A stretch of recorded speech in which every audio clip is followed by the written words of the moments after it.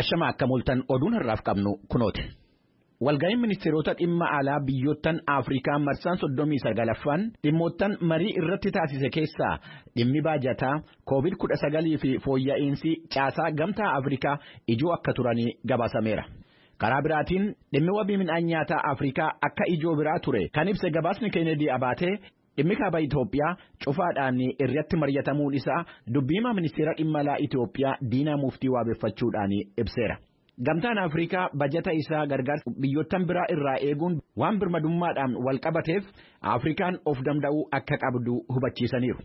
Walga'iin gamtaa Afrikaa inni bara 2022 taasifamu dhaadannoo nyaata madaalawaa fi wabii midhaan nyaataa mirkaneessuu kan jedhu akka ta'u walga'iin kun murteessuudhaan xumuramuun isaa gabaasameera. Kun sagalee Ameerikaati. Pireezidaantiin Yuunaayitid Steets Joo Baayiden pireezidaantii Keeniyaa Uhuru Keeniyaataa wajjiniin dhimma biyyoota lammanii fi dhimma nageenyaa fi tasgabbii gaanfa Afrikaa irratti marii taasisaniiru. Pireezidaantii Baayiden erga taayitaa qabatanii asii yeroo jalqabaatii fi fuulleetti hoogganaa biyya Afrikaa wajjiniin yommuu wal argan Keeniyaataan isa jalqabaati. Tarsiimoon waliin hojjechuu Yuunaayitid Steetsii fi Keeniyaa barbaachisaadha kan jedhan Joo Baayiden lamman keenya didhaawwan irratti xiyyeeffachuun barbaachisaa ta'e irratti waan itti amanne natti fakkaataa jedhaniiru. Yuunaayitid Steets talaallii COVID-19 doozii dabalataa Afrikaadhaaf kennuu ishee pireezidaanti Uhuru Keeniyaataan galateeffataniiru. Keeniyaa qofa hittuu hin taane Afrikaa hundaa fi talaallii kennuudhaaf tarkaanfii Yuunaayitid Steets fudhatte kan jajani Keeniyaataan Afrikaan karaa talaallii COVID-19tiin addunyaa irraa akka boodatti haftee dubbataniiru. Walga'ii hooggantoota lammanii kana booddee ibsi White House irraa ba'e akka jedhetti gareen lamman eegumsa diimokiraasii fi mirga namoomaa fooyya'insa nageenyaa fi tasgabbii naannoo akkasumas karaa eegumsa qilleensa naannootiin guddina diinagdee mirkaneessuu fi fayyadama enerjii haaressummaa irratti marii taasisaniiru. Akka ibsi White House dabalee jedhetti dhimma faayinaansii addunyaa irratti iftoominni fi itti gaafatamummaan barbaachisaa ta'uu irratti jala muramee haasa'ameera. Karaa biraatiin rakkinni biyyoottan ollaa Keeniyaa, Itoophiyaa fi Sumaalee keessa jiru karaa nagaatiin akkaataa hiikamuu danda'u irratti hooggantoonni lamman marii taasisuu isaanii ibsi White House ba'e kun beeksiseera. Deeggarsi dhaabbata fayyaa addunyaa talaallii dhibee busaa isa waggaatti daa'imman Afrikaa 265,000 ajjeesuuf taasisaa jiru haala gaarii irratti akka argamu gabaasameera. Addunyaa irratti duutii fi dhukkubni sababa busaa harka 90 ol Afrikaa keessatti akka ta'e kan beeksise gabaasni dhaabbata fayyaa addunyaa miidhaa dhibee busaa kanaan biyyi Naajeeriyaa harka 25 olii akka qooda qabdu ibseera. Naajeeriyaa keessatti daa'imman waggaa 5 gadii fi haadhawwan ulfii caalaa akka miidhamaa jiran gabaasni kun dabalee ibseera. Deeggarsa dhaabbata fayyaa addunyaatiin kan hojiirra oole talaalliin busaa Moskiiruuks jedhamu qorannoo waggaa 30 ol fudhate booddee tajaajilarra oolee jira. Daayiriktarri dhaabbata fayyaa addunyaa Dr. Tewodiroos Adhaanoom akka jedhanitti talaalliin busaa kun seenaa fayyaa hawaasaa jijjiiruu kan danda'udha. Bara 2019 eegalee talaalliin busaa dooziin miliyoonii 2 fi qabxii 3 biyyoottan Maalaawii, Keeniyaa fi Gaanaa keessatti bal'inaan hojiirra oolaa akka jiru gabaasameera. Ministeerri ittisaa Yuunaayitid Steets Lloyd Austin torban dhufu keessa hariiroo shariikota biyya isaanii wajjin qaban jabeessuudhaaf gara Awurooppaa akka deeman oduun Peentaagoon irraa ba'e beeksiseera. Walga'ii ministeerota biyyoottan miseensa neetoo Biraasels keessatti taasifamu irratti argamuu isaaniitiin duratti Lloyd Austin biyyoottan Joorjiyaa, Yuukireenii fi Roomaaniyaa akka deeman itti gaafatamaan dhimma pireesii Peentaagoon Joon Kirbii ibsaniiru. Biyyoottan sadan kun karaa galaana gurraachaatiin warreen Raashaadhaan daangeffamuudha. Roomaaniyaan miseensa naatoo yommuu taatu Joorjiyaanii fi Yuukireen immoo akka miseensa ta'an yaalaa jiru.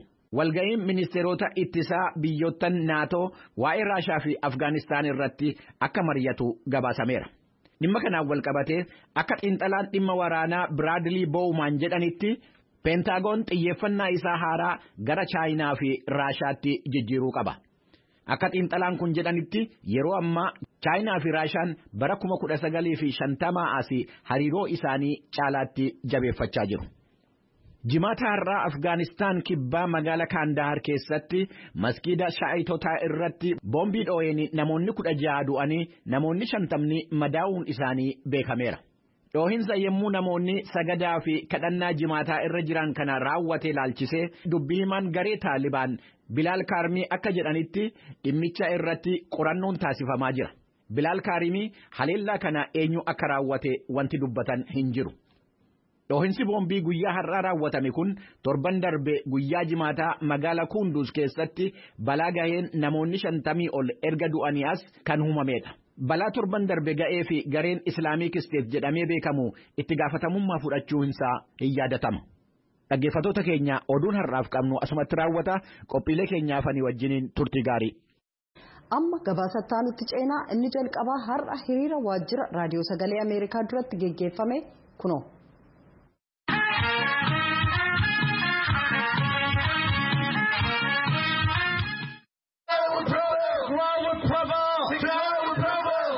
Dhalattoonni Tigraay as Waashingtan DC fi naannoo ishee jiraatan kanneen lakkoofsi isaanii 150 ta'an har'a waajjira haadhoo VOA fuulleetti hiriira geggeessanii jiru. Dhaadannoolee isaan dhageessisan keessaa VOA'n meeshaa olola abiyyi, VOA'n qaama fixiinsa Tigraay ta'uu dhiisi, Tigraayin hanqina nyaataa hamaatu mudatee jira, boombii utuu hin ta'in nyaata samiirraan haa bu'uuf. Jamaadhaan uummata fixuun haafu ka jedhu keessatti argama. VOA sagantaa afaan Amaaraaf afaan Tigree loogii geggeessitan dhaabaa jechuudhaan komii qaban dhageessisaniiru. Hiriirtota keessaa dubbisuuf yaalii goone VOA'tti dubbachuuf toleen jedhin hafan. Hordoftoota keenya har'a mormii waajjira VOA duratti geggeessame kanaaf bulchiinsa dhaabbatichaa biraa deebiin kenname hin jiru akkuma argannetti ka dhiyeessinu ta'a. Itoophiyaa keessatti waggaa 100ffaan tiyaatira dhiyeenyaa kana kabajamee ture. Seenaan tiyaatira Itoophiyaa yommuu ka'u qoonni barreessitootaa, qopheessitootaaf taatota Oromoo bakka guddaa qaba. Qophiin keenyattaan tiyaatiroota afaan Oromoo barreessuuf qopheessuu keessatti namootaan gahee guddaa taphatan keessaa tokko ka ta'e Dhaabaa Wayyeessaa yookaan waahila keenya Namoo Daandii tokko. Waa'ee tiyaatira kanaarratti marii dhaabaaf Bafaqaaduu Morodaa geggeessan kutaa jalqabaa qophii keenya kaleessaa irratti dhiyaatee ture. Kutaa lammaffaa kanattaanee dhiyaataa Dhaabaa Wayyeessaa maal faa hojjetaa ka jedhurraa eegalaa kunoo. Mee gara keetti nu fagaamu. Tiyaatira biyya sanaa keessatti Oromoo keessatti qooda fudhatteettaa jenneerra. Maal hojjette? Meeqa hojjette tiyaatira hojjette kan barreessite kan performii godhame yookaan immoo kan irratti hojjetame waltajjii irratti baay'ee agarsiifame ammamtu jira.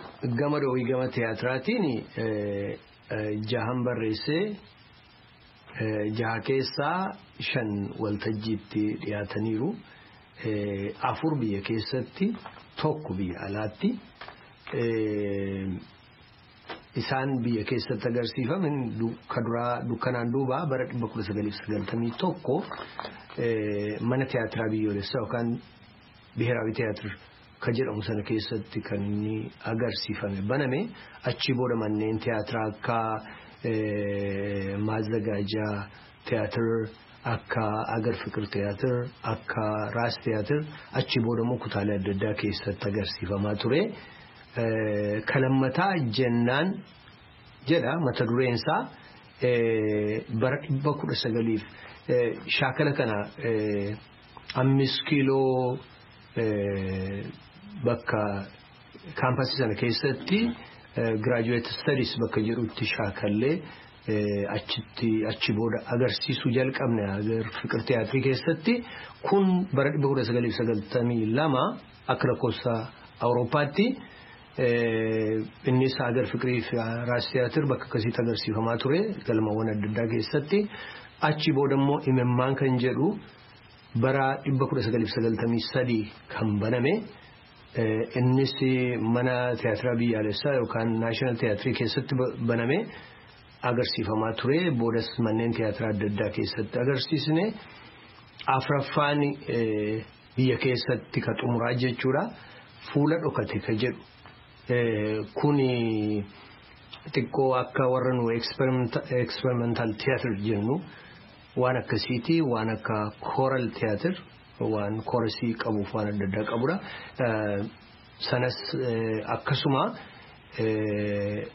agar fikrii keessatti banne achi booda bakka adda addaatti yeroo gabaabaaf agarsiisne yeroon isaan dheeranne rakkoo adda addaarraa kan ka'e sana booda shanaffaan eeganii biyya keessatti barreessee garuu biyya alaa dhufee kutaa Minnesota keessatti Minneapolis keessatti kan ofii koo qopheesse faana miillaa kan jedhu mixed blood theater kan Minneapolis keessa jirutti uummataaf agarsiisnee turre as Washington DC keessatti agarsiisnee turre kana jechuudha kan qophaa'e. Daawwattoota keenya kan amma hordofaa jirtanu marii tiyaatira irratti barreessaa keenya namoo daandiitii wajjiniin gochaa jirrudha. Namoon tiyaatira duwwaa miti kan inni barreesse namoon yookaan dhaabaan kitaabota adda addaas qaba kanan yaadadhu godaannisaa fi gurraacha abbayyaa kan saatii kan inni raafadde jira karaa kitaabaatiin. Lakka maxxansa isaan mukana lamaan isa fuuldura ammoo fuulduratti beeka booddeen nutti himta ta'a. Mee waan si gaafadha. Ati tiyaatira irratti hojjechaa turtee fiilmii immoo hin barattee maastarsii keessanaan hojjettee yeroo ammaa dhaloonni jiru kuni dhaloonni amma jiru kana jaalalli fiilmiidhaaf qabu jaalala waattuu hin ta'in immoo exposure umtinni fiilmiidhaaf qabu iyyuu baay'ee guddaadha. Waan tiyaatirii yaadatu iyyuu natti hin fakkaatu. Tarii amma anaaf tiyaatira yoo na yaade ta'e waan dullacha wayoo kan jaarsota natti fakkaata waan dulloome natti fakkaata tiyaatira yeroo amma badaa waan jiru fiilmiin waan tiyaatira balleessu natti fakkaata tarii teknooloojiin barana teknooloojii nama dhufaa jiru kun fiilmiin tiyaatira balleessuu danda'a fuula dura tiyaatirri dhabamuu danda'a baduu danda'a. Ani warra kee kanatti amanan miti maaliifi namni bara tokko ka'ee waan tokko isaa bara biraa immoo waan biraa ooyisa. Waan bara kayyuu keenyaaf akaakilii keenyaa namni beeku tokko bifuma geeddaratee waggoota booda deebi'ee dhufa. Kanaaf amma barri kun bara fiilmiiti jechuu dandeenya. Garuu immoo takka fiilmiin uffee immoo deebi'ee tiyaatira irraa bifa biraa immoo qabatee deebi'ee dhufa jedhee yaada. Uffata tokko ilaaltee bar tokko uffatamee kun kan baraa miti istaayilii ammaa miti jedhamee gatama waggoota ga tokko booda immoo sana bifa biraatiin uffatanii faashinii baraati jedhamee uffatamee dhufa. Gatii kanaaf namni waan akka tiyaatirii guddaa kana dhiisee irraanfatee gata jechuun danda'a. Garuu immoo akka isa duraa sanatti dhiyaata. Inni jedhu gowwummaadha maaliifi haalli inni itti deebi'ee dhufu yeroon itti deebi'ee dhufu yeroon itti deebi'ee babal'atu bifa biraa qabatee dhufa jechuudha. Kanaaf bifa biraa qabatee teknooloojiin kun waa hedduu jijjiiruu danda'a akka tiyaatiriin itti dhiyaatu ka duraarraa adda gochuu danda'a garuu tiyaatiriin bada jedhee yaaduuni diraamaan jechuudha inni stage play jennu. Kanaaf bada jedhee yaaduun yeroo tokko immoo bifa biraa qabaatee waan ho'aa tokko ta'e immoo deebi'ee dhufa namni immoo amma immoo gara sanatti garagala jedhee yaadu.